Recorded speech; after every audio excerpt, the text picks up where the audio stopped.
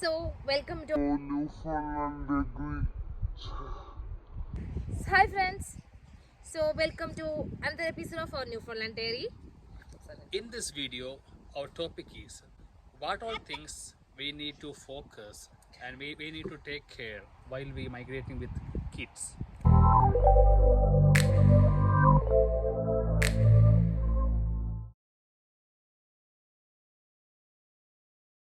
A lot of viewers were asking about how to immigrate with kids and how's the life in St. John's with a small kid like us. If the parents are coming as a peer holders, the baby will get that same peer status.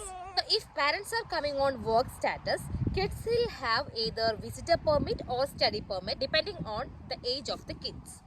So basically, if the kid is 5 years or older, the kid will have a study permit. And if the kid is on visitor permit, he also can join the schools without any issue. So when we migrated to Canada, our baby was just 11 months old. So our major concern was whether he will be able to live in this cold weather. But surprisingly, my child adapted to this weather better than us, and he was so comfortable with these climatic conditions. Same testimonies from all other parents here, because kids do adapt to the situations more quickly than us. So we don't have to worry about those things. It is easier for kids. So let's come to the visa procedures. The kids only need to do their medicals, and there is no need of any biometrics. And the medical also is general testing alone, like they will check height, weight, history of the kids, medications and all. It's not like scanning that normally we do. Important thing that you must remind in your mind is that when you migrate to Canada, you must bring your kids medical history reports as well as their vaccination charts. Yeah.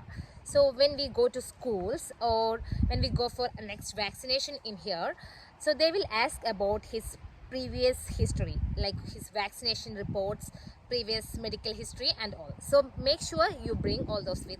While traveling, also carry all the medical prescriptions from the doctor and also carry their bill.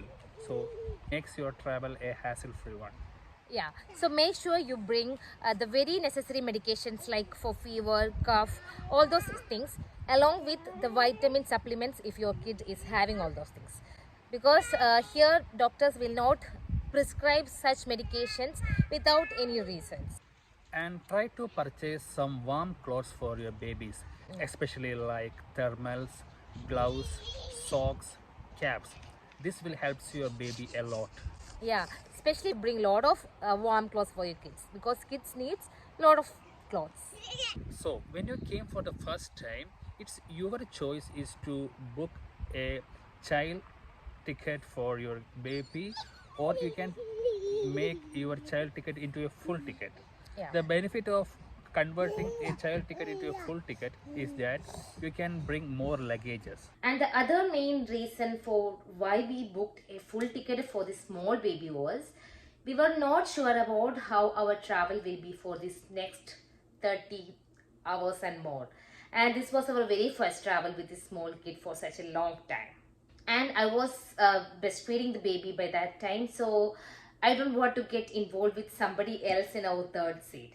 Though it will be expensive in a way, but it was actually good for us to get the privacy as well as to get the huge luggage for us.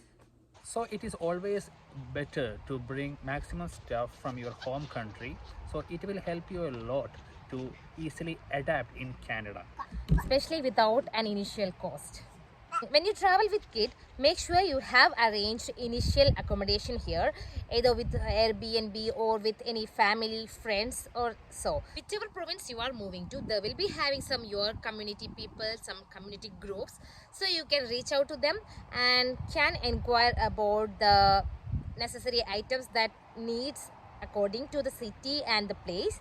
And similarly, you can arrange an accommodation for the initial few weeks. When you reach Canada, the first step is to take a SIN number. A SIN number is a very important document for all the people who live in Canada. But for kids, there is no need to take a SIN number. But it is very important to take a MCP card for both the parents and the kids. Basically, MCP card is a medical care plan card for this Newfoundland and Labrador province. It's exactly like the OHIP card is available for Toronto and Ontario. So basically, you don't have to pay for any medications with this card. So make sure you get it as soon as possible. So next is a family doctor. Getting a family doctor was not an easy task for us, and it's not an easy task for most people. We need to find who are the doctors that accepting new patients. So being with a kid, we don't have to take chance. So please make sure you do these steps to get a family doctor as immediately as possible. So even if we don't have a family doctor here in this province, we don't have to worry because most of the people, even the natives, doesn't have the family doctor facility. Still, if we have some emergency, we have medical hospitals, medical centers here. If our kids have some emergency issues, we can go to the hospitals and clinics directly and have an appointments. Traveling with the kids is a tension in all the parents when they came for the first time into countries like Canada, because as we discussed, the weather is too cool. So we have some public transport, and the public transportation fees for kids, it's actually free here.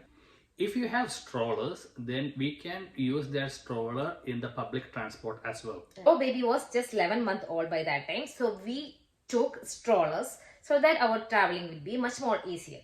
Actually, this baby strollers, car seat, everything is little bit expensive here, but as we are very new here, we have some cheap options like a marketplace. So it is always better to have a car with us if we have kids.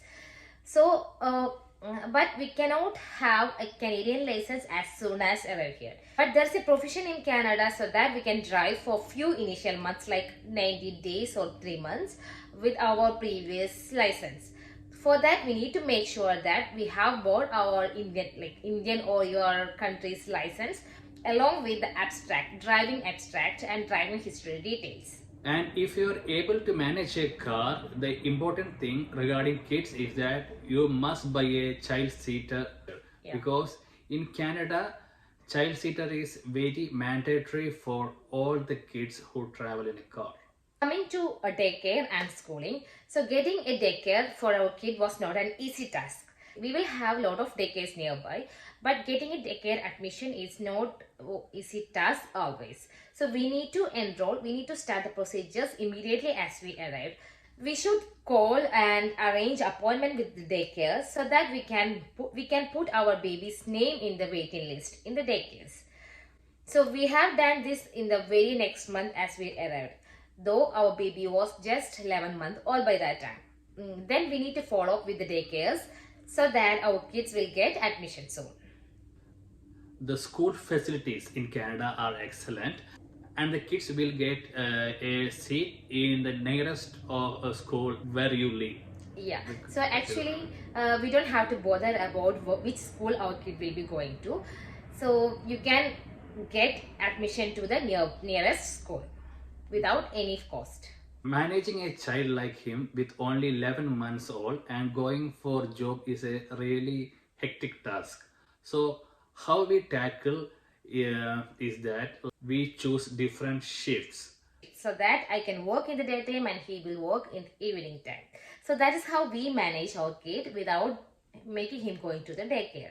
So basically, when parents immigrate with small kids like ours, we spend a 2 months of window period so that we can settle here with a permanent accommodation and all. So by that time, only one of us was working, and after that, we were able to manage different shift and take care of kids by our own. Daycare is basically expensive here compared to our countries, and it depends on each daycares. There are some daycares that is running privately which will have a cost like $60 per day. But the government recognized daycares, they will charge less, and it depends on the age of the kid. So basically, when our baby was less than 1 year old, they asked almost about $40 to $60 in various daycares. when our kids is more than 1 and less than 2 year, it will be something around 36 and so on. So when our kid is ready after 2 years, it will be reduced. And I think by next year onwards, it's just $25 per day. Our baby Neil haven't enrolled to the daycare yet because we were not following up with that waiting list and with daycares, since we thought we would enroll him only after he became 2 years old. So till this time we are managing with different shifts. So that's what about our Canadian journey with our kid. So if you miss any part or if you have any queries, you can always free to ask your queries in our comment box. We are always happy to help with all your doubts, and we also had same thoughts, same questions when we moved together. So please feel free to ask your questions in the comment box below. So if you like this video and if you find this informative, please do hit the like button and share it with your friends who are looking forward to migrate with family to Canada. So thanks for watching our video. Bye.